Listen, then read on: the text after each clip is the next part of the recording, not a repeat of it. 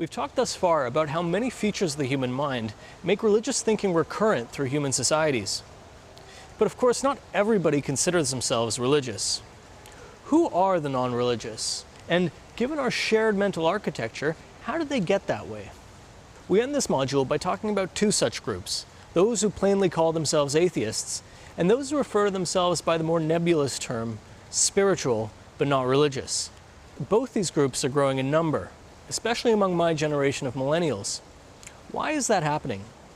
Well, I asked Dr. Ayanna Willard, a research psychologist and fellow millennial, at a conference in Vancouver.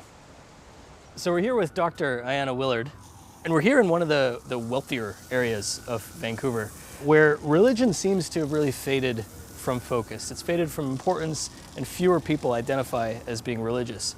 This is a pattern that we see in a lot of parts over the world. Why do we see that exodus from organized religion? So, there's lots of different reasons why this happens. One of them is just a sense of safety and security that living in an environment like this gives you. So a lot of the roles that religion as an institution played in the past, making people feel more secure in their environment, providing things like healthcare, different sorts of resources for childcare. And when you live in a wealthy place like this, especially here in Canada where we have all sorts of social services that support people, those needs that religion as an institution fulfilled in the past are sort of disappearing.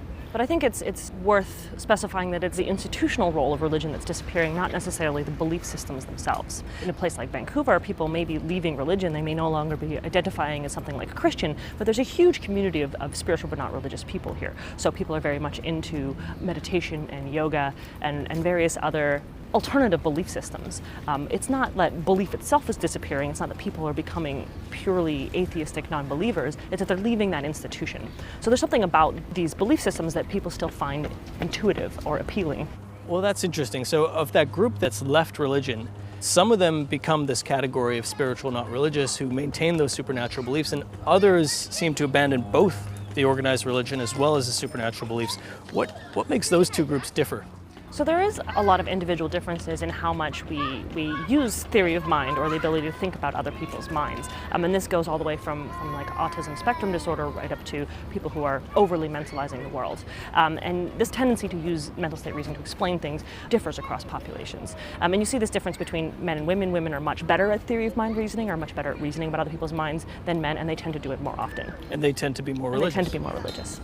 But you also see this coming out in other things like analytical thinking. So the tendency to carefully reason about the world versus thinking about the world in terms of basic intuitions. Those differences also kind of lead to this split. So people who tend to think more carefully about the world or reason in a sort of slow manner versus using quick heuristic intuitions also tend to be less religious.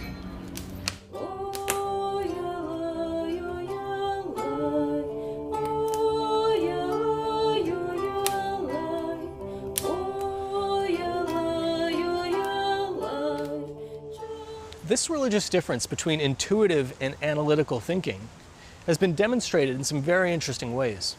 Now, there have been a number of terms that roughly map onto the same sort of division in thinking. There's System 1 and System 2 thinking, thinking fast and slow, the hot and cold system, Kirk and Spock. Intuitive thinking is a quick automatic form of thinking based on rules of thumb. Analytical thinking is a more logical, reflective form of thinking based on conscious reasoning processes. Now, everyone uses both forms of thinking, and there are certainly situations when either one is better than the other.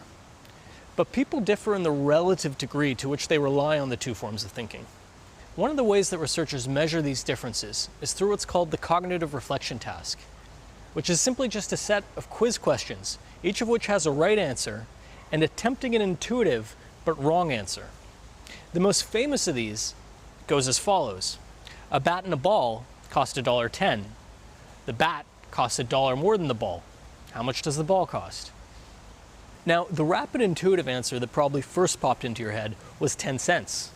But then your System 2, your slow, cold, Spockish system kicks in and thinks, well, Sharif just told me that the intuitive answer was going to be wrong, so I should resist that answer and do some careful calculations. And then you realize that it has to be 5 cents for the ball and $1.05 for the bat. People's performance on this set of cognitive reflection task questions ends up being the measure of their analytical versus intuitive thinking style. In 2011, no fewer than 3 different research groups were testing this connection between religiosity and cognitive thinking style. All 3 groups found consistent results, that the poorer you did on the cognitive reflection task, the more likely you were to believe in God. Here's one of those papers. So you can see from this chart that of the 3 questions that made up the cognitive reflection task, the number of questions that a participant answered in the intuitive style was directly related to their likelihood of saying that they had an experience that convinced them that God exists. Of those who answered all the questions analytically, 39% said they had such an experience. But of those who answered all the questions intuitively, 59% said they had such an experience. And this relationship, though small, still holds when you statistically control for level of education, IQ, income, gender, political orientation, and a host of other variables. Which is to say that if you take 2 people who are identical on all those measures, same IQ, same level of education, etc., just one is more intuitive in their thinking style than the other, you can predict that the intuitive thinker is going to be more religious than the analytical thinker. But there's more.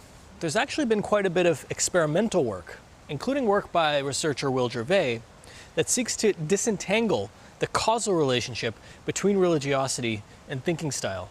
Using several different methods, these groups of researchers set up experiments where one group is kept in a control condition and another group is induced to think in analytical ways. In one study, they had people think back to a time when they successfully used either an intuitive thinking style or an analytical thinking style. In another study, they subtly and implicitly primed people with words that related to the idea of analytical thinking. In a third study, they encouraged people to think more effortfully by presenting them with text that was in a hard-to-read font, a process that's called disfluency. And in my favorite of these studies, they had one group spend time looking at the statue of the thinker, and the other group look at the statue of the discobulus. And in all of these studies, those participants who had their analytical thinking style ramped up reported lower belief in God. That is, thinking analytically actually reduced religious belief. Now, some of you may have heard about something called the Flynn effect, the finding that over the 20th century, IQ scores kept going up by about 3 points a decade. Now, one of the proposed explanations for the Flynn effect is that we've shifted to a more analytical thinking style. If that's true, then this connection between analytical thinking and decreased religious belief could explain why we've seen the belief in God decline over the past several decades, a decline that we'll talk more about in the last module of the course. But for now, let's go back to talking to Dr. Willard about how not all those who left behind religion have left behind belief.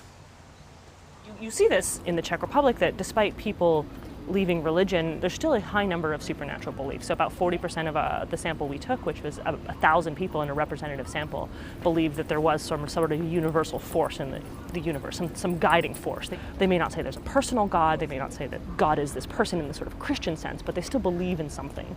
And you also see fairly high levels of belief in astrology, belief in ESP, all of these things. And these tend to come together as a package. People who believe in astrology tend to also believe in a lot of other related things.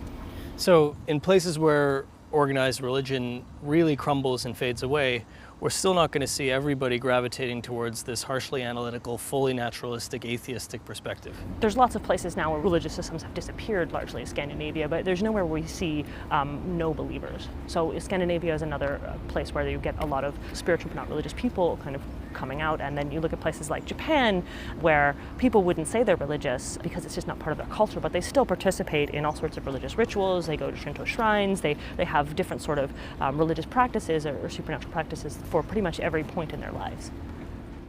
So while there's undoubtedly a growing contingent of people who've turned their back on both the institutional and spiritual aspects of religion, there's a good chunk of people who've just adopted a more personal, free-floating form of spirituality.